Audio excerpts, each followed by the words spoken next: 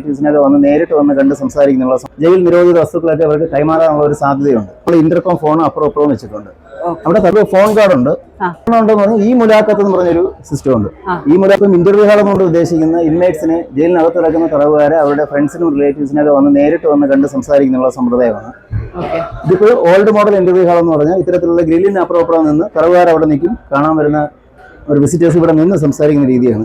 ഈ രീതി ഇപ്പം എല്ലാ ജയിലുകളും സ്റ്റെപ്പ് ബൈ സ്റ്റെപ്പ് മാറ്റിക്കൊണ്ടിരിക്കുകയാണ്. കാരണം എന്ന് പറഞ്ഞാൽ ഈ അന്തേവാസികളെ കാണാൻ വരുന്നവർ ചിലരെങ്കിലും 1% പേര് കുറച്ച് പേര് കാണും. എന്തെങ്കിലുമൊക്കെ ജയിൽ നിരോധിത വസ്തുക്കളൊക്കെ അവർക്ക് കൈമാറാനുള്ള ഒരു സാധ്യതയുണ്ട്. അപ്പോൾ അത് ഒഴിവാക്കുന്നതിന് വേണ്ടിയിട്ട് ഇപ്പോൾ സെൻട്രൽ ജയിലുകളിൽ ഈ രീതിയിലോട്ട് ഇപ്പം നമ്മൾ മാറിയിട്ടുണ്ട്. ഇപ്പോൾ വിദേശ രാജ്യങ്ങളിലൊക്കെയുള്ള അതേ രീതിയാണ്. ഇതേപോലെ ഗ്ലാസ് ക്യാബിനുകളായിട്ടാണ്. ഇതേപോലെ ഇപ്പോൾ നമ്മൾ തിരുവനന്തപുരം സെൻട്രൽ ജയിലും 15-20ഓളം ക്യാബിൻസ് ഉണ്ട് ഇതുപോലെ. അപ്പോൾ അവിടെ വന്ന് ഇരുന്ന് സംസാരിക്കും. പ്രിസണർ അകത്തിരിക്കും. വരുന്ന വിസിറ്റേഴ്സ് 2-3 പേർക്കുള്ള ചെയർസ് ഉപയോഗിച്ച് അവർക്ക് ഇരിക്കാം. ഫുൾ ഗ്ലാസ് കവേർഡ് ആയതുകൊണ്ട് തന്നെയാണ്. വോയിസ് നമ്മൾ ഇന്റർകോം ഫോൺ അപ്പുറം വെച്ചിട്ടുണ്ട്. അവിടെ തലവുകാരന് ഫോൺ എടുക്കും, ഇവിടെ വിസിറ്റർക്ക് എടുത്ത് വോയിസ് ഈ ഇന്റർകോം വഴി പോകും. ബാക്കി എല്ലാവരും സംസാരിക്കും. ഇതാകുമ്പോൾ കുറച്ചും കൂടെ സേഫ്റ്റിയാണ്. ഒന്നും സാധനങ്ങൾ ജയിൽ നിരോധിത വസ്തുക്കളൊന്നും അവർക്ക് കൈമാറാൻ പറ്റത്തില്ല. നേരിട്ടെന്നാൽ കണ്ട് സംസാരിക്കാനും പറ്റും. പിന്നെ ഇത് തലവുകാർക്ക് നമുക്ക് ഫോൺ കാർഡ് ഉണ്ട്. ആഴ്ചയിൽ 3 തവണ അവർക്ക് വീട്ടിൽ ഫോൺ ചെയ്യാം. ഇത് ഇത്തരത്തിലുള്ള ഫോൺ കാർഡ് തടവുകാർക്ക് ഇഷ്യൂ ചെയ്യും. അത് അവരുടെ 3-4 റിലേറ്റീവ്സിന്റെ നമ്പറും അഡ്വക്കേറ്റ് നമ്പറൊക്കെ വേണമെങ്കിൽ ആഡ് ചെയ്യാം. ആഡ് ചെയ്ത് അവർ തരുന്ന നമ്പർ നമ്മൾ ആ നമ്പറിൽ വിളിച്ച് കൺഫേം ആക്കും ലീഗൽ ജെന്യുവൻ നമ്പർ തന്നെയാണോ എന്നത്. ഇതിൽ ആഡ് ചെയ്ത് കഴിഞ്ഞാൽ ഇതേപോലെ അവർക്ക് ഫോൺ കാർഡ് ഈ ഡിവൈസിൽ ഇട്ട് കഴിഞ്ഞാൽ ആ നമ്പേഴ്സൊക്കെ ഇവിടെ വരും.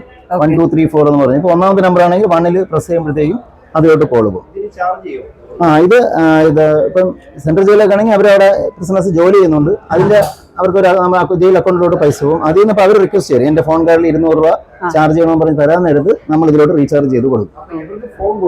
ഇല്ലില്ല, ഫോണെന്ന് വെച്ചാൽ അങ്ങനത്തെ മൊബൈൽ ഫോണുകളില്ല. ഇതിപ്പോ എവിടത്തേക്കും ഫിക്സ്ഡ് ആണ്. ഫോൺ വിളിക്കുന്ന ഒരു റൂമുണ്ട്. അപ്പോൾ ഓരോ ബ്ലോക്കുകാർക്ക് ഓരോ ദിവസമുണ്ട്. ആ ദിവസം അവരെ ഇറക്കിക്കൊണ്ടുവന്ന് വിളിപ്പിക്കുകയാണ് ചെയ്യുന്നത്. അല്ല ഫോൺ കയ്യിൽ കൊടുക്കത്തില്ല. ഇതിന് ഇതുപോലെ ഒരു റിസീവറും കാണും.